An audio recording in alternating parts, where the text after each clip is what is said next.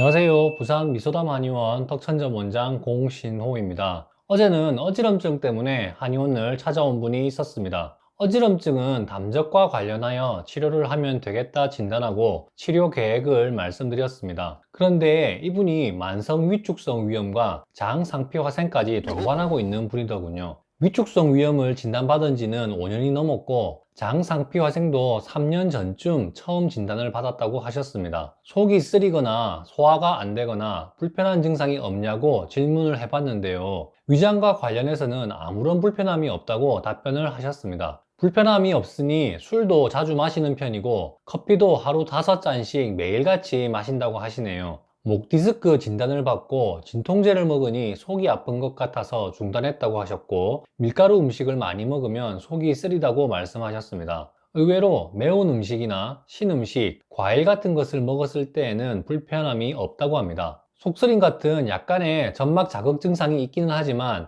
위장 때문에 고통받는 증상이 거의 없는 편이기 때문에 위축성 위염과 장 상피 화생을 치료하려는 생각은 전혀 하지 않고 살아왔다고 하십니다. 그래서 어지럼증 치료도 해야 하지만 이후에는 위장 점막의 문제도 신경을 써야 한다고 말씀드리고 장상피 화생도 이번 기회에 잘 치료해서 혹시나 암으로 악화되는 것을 예방해야 한다고 주의점을 말씀드렸습니다. 이분처럼 장상피 화생이 있는 분 중에 의외로 불편한 증상이 없어서 그냥 방치해두는 분들이 제법 많은 것 같습니다. 처음 장상피 화생 진단을 받고 암이 생길 수 있다는 이야기를 들으면 걱정하는 마음이 생기면서 한의원으로 오시는 분들이 있습니다. 이렇게 오셨던 분들 중에서도 당장의 불편함이 없으니 치료를 미루는 분도 있습니다. 하지만 치료를 하지 않고 그냥 가셨던 분들이 몇 년 후 더 악화된 상태로 고통을 호소하면서 다시 한의원을 찾아오는 경험을 많이 합니다. 이렇게 되면 치료도 훨씬 더 어렵고 치료도 오래 걸리고 치료를 하더라도 후유증이 남을 수밖에 없습니다. 그래서 오늘은 장상피 화생이 있지만 무증상인 분들에게 더 이상 미루지 말고 지금 당장 치료를 시작하라는 당부 말씀을 드려볼까 합니다. 장상피 화생이 있지만 증상이 없는 분들은 어찌 보면 더 안 좋은 것 같습니다. 불편한 증상이 있는 분들은 적극적으로 치료도 하고 어떤 음식을 먹으면 속이 불편한지 알기 때문에 그런 음식을 피하려는 노력을 많이 합니다. 이렇게 식습관을 교정하고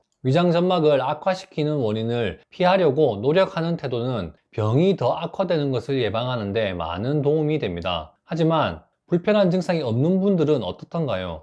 매운 음식도 자주 먹고 술도 매일 마시고 카페인이 많은 음료, 커피 같은 것도 하루에 여러 잔 마셔서 위장을 혹사시킵니다. 위장 점막을 악화시키는 요인은 잘못된 식습관, 항생제나 소염 진통제, 해열제, 아스피린 같은 약물을 과다하게 장기간 복용하는 것이 있습니다. 위장 점막을 자극하는 요인이 임계점을 넘으면 증상이 심하게 나타날 수 있습니다. 그래서 무증상인 분들도 초기부터 적극적으로 치료를 시작해야 합니다. 양배추, 마, 느릅나무, 메스티껌 등 위염에 좋다는 것을 복용해 본 적이 있나요? 복용 후 더 좋았어요, 더 부룩했어요, 더 쓰렸어요, 다양한 반응을 이야기합니다. 담적의 유무, 염증의 범위, 심한 정도에 따라 위염에 좋다는 음식을 먹었을 때 나타나는 반응은 달라질 수 있습니다. 진료할 때 이런 것을 먹은 후 어떤 반응이 나타났는지 이야기해 주시면 지금의 상태가 어느 정도인지 짐작하는 데 도움이 됩니다. 만약 양배추를 생으로 먹고 더 쓰렸다고 한다면 점막의 위축이 심하겠구나 짐작할 수 있습니다. 말을 먹었을 때 더 더부룩하다면 담적이 있을 수 있다고 추측합니다. 그래서 치료 방향을 정하고 계획을 세우는 데 도움이 된다는 것입니다. 한약재 중에서는 점막을 재생시키고 조직 변성이 생긴 부위가 더 악화되는 것을 예방할 수 있는 것들이 많습니다. 해외에서는 이런 약재들을 어떤 비율로 복용하는 것이 효과가 좋은지를 연구한 논문도 있습니다. 위장 상태에 맞춰 이런 약재를 장기간 꾸준히 복용하면 위축성 위염이나 장상피 화생을 치료하는 데 도움이 됩니다. 불편한 증상이 있던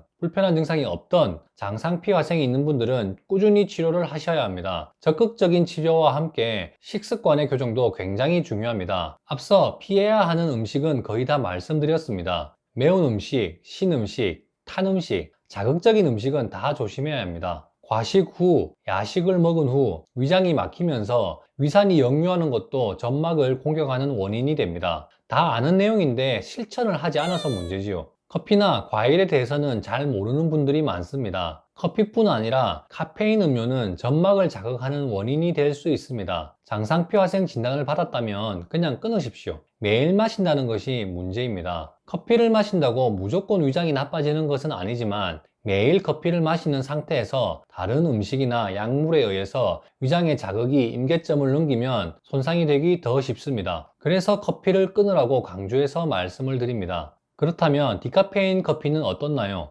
디카페인은 그나마 자극이 덜합니다만 그래도 점막의 손상이 심한 분들은 디카페인 커피에도 자극이 됩니다. 신맛이 나는 과일도 위장 점막을 손상시킬 수 있습니다. 귤, 오렌지, 사과, 키위 등 신맛이 강할수록 점막을 자극하는 원인이 됩니다. 심한 분들은 수박을 먹으면 쓰리 나는 분도 있었습니다. 토마토를 먹으면 속이 불편하고 아프다는 분도 제법 많았습니다. 과일이라고 하면 해독 주스에도 들어가고 건강에 좋을 것이라고 생각하겠지만 장상피화생이 있는 분들에게는 신맛이 나는 과일은 피해야 하는 음식입니다. 항생제, 해열제, 아스피린 같은 약물도 조심해야 합니다. 꼭 필요할 때는 먹어야겠죠. 고열이 난다거나 방광염이 있다거나 머리나 심장에 작은 혈관이 좁아져서 피를 묽게 하는 것이 필요하다고 할 때에는 상황에 맞춰 약을 복용할 수밖에 없습니다. 하지만 이런 약물을 장기간 복용한다면 보통은 제가 이야기를 하기도 전에 속이 너무 아파서 못 먹겠다고 이야기하는 분들이 많았습니다. 담당 전문의와 상담 후 결정을 하도록 말씀을 드립니다. 꼭 약이 필요한 상황이 아니라면 장상피화생 진단을 받은 분들은 이런 약물을 가급적 피하도록 권하고 있습니다. 관심을 가지고 오늘 말씀드린 내용을 잘 지키면서 치료를 받으면 장상피화생이라도 훨씬 더 좋아질 수 있습니다.